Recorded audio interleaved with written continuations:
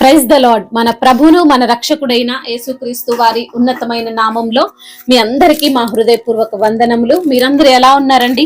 దేవుని యొక్క కృపలో మీరు వర్ధిల్లుతున్నారని, మరి మిమ్ములను బట్టి మేము ఎంతగానో దేవుణ్ణి స్తుతిస్తున్నాం. ఈ రోజును కూడా తన యొక్క వాక్కు ద్వారా మనల్ని బలపరచడానికి దేవుడు ఇష్టపడుతున్నాడు. ఆ యొక్క మాటలను మనము చదువుకుందాం. యెషయా గ్రంథము 54వ అధ్యాయము 17వ వచనాన్ని చదువుకుందాం. నీకు విరోధముగా రూపింపబడిన ఏ ఆయుధమును వర్ధిల్లదు. హల్లెలూయా. దేవుడు నీ పక్షంగా ఉంటే నీకు విరోధి ఎవడు? ఎటువంటి విరోధి, ఎటువంటి అపవాది నీకు విరోధముగా చేస్తున్నటువంటి ఆలోచనలు, విరోధముగా చేస్తున్నటువంటి ప్రణాళికలన్నీ కూడా ఏవి కూడా నీ పట్ల, నీ శత్రువు తలంచినటువంటి ప్రణాళికలు వర్ధిల్లవని దేవాతి దేవుడు ఈ సమయంలో నీతో మాట్లాడుతూ నిన్ను బలపరుస్తున్నాడు.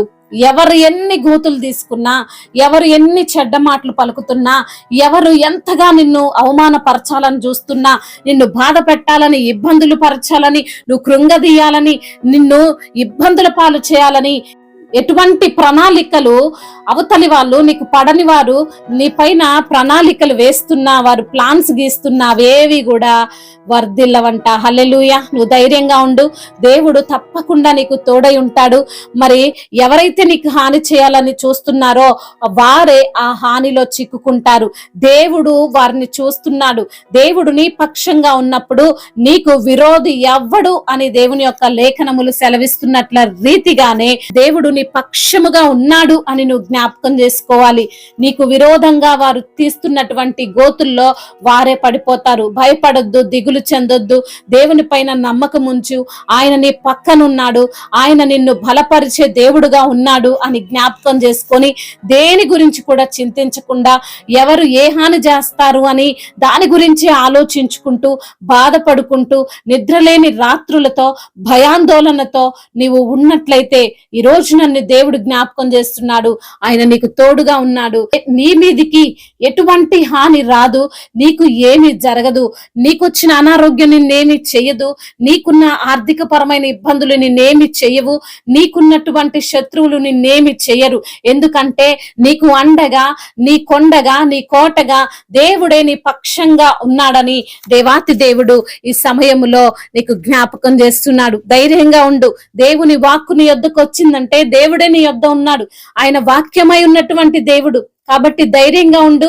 బలముగా, విశ్వాసముతో ప్రార్థన చేయి. నీ పక్షంగా దేవుడు వాద్యమాడతాడు. నీ శత్రువుని ఆయనే ఓడిస్తాడు.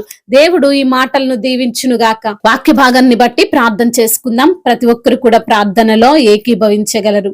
ప్రార్థన. మహాశక్తి సంపన్నుడా, మహోన్నతుడా, కృపా కనికరములు కలిగిన దేవా, జీవాధిపతి, మీకు స్తోత్రాలు చెల్లిస్తున్నాం ప్రభా. ఈ సమయంలో వాక్కు ద్వారా మీరు మాతో మాట్లాడారు, మమ్మల్ని బలపరిచారు, ధైర్యపరిచారు, ఆదరించారు, ప్రోత్సహించారయ్యా. అందుని బట్టి స్తోత్రాలు. అవునయ్యా, మా శత్రువులు ఎన్ని ప్రణాళికలు వేసుకున్నా మాకేం కాదని ధైర్యాన్ని ఇచ్చిన దేవానికి స్తోత్రాలు. ఈ రోజున ఎందరైతే బిడ్డలు ప్రయాణాల్లో ఉన్నారో వారి ప్రయాణం అంతటిని సుఖముగా, సౌఖ్యముగా, క్షేమకరంగా జరిగినట్లుగా సహాయం చేయండి.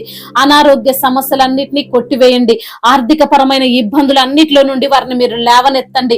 ఎందరైతే బిడ్డలు వారికి వచ్చిన కష్టాన్ని బట్టి మీ సన్నిధిలో మొరపెడుతున్నారో వారి మొరను మీరు ఆలకించి సమాధానాన్ని అనుగ్రహించమని బ్రతిమిలాడుకుంటూ నజరేయుడైన యేసుక్రీస్తు వారి ఉన్నతమైన నామంలో ఈ ప్రార్థనను అడిగి వేడుకొని పొందుకొని ఉన్నాము మా ప్రియ పరలోకపు తండ్రి. ఆమేన్. దేవుడు మిమ్మల్ని బహుగా దీవించి ఫలింపచేయునుగాక.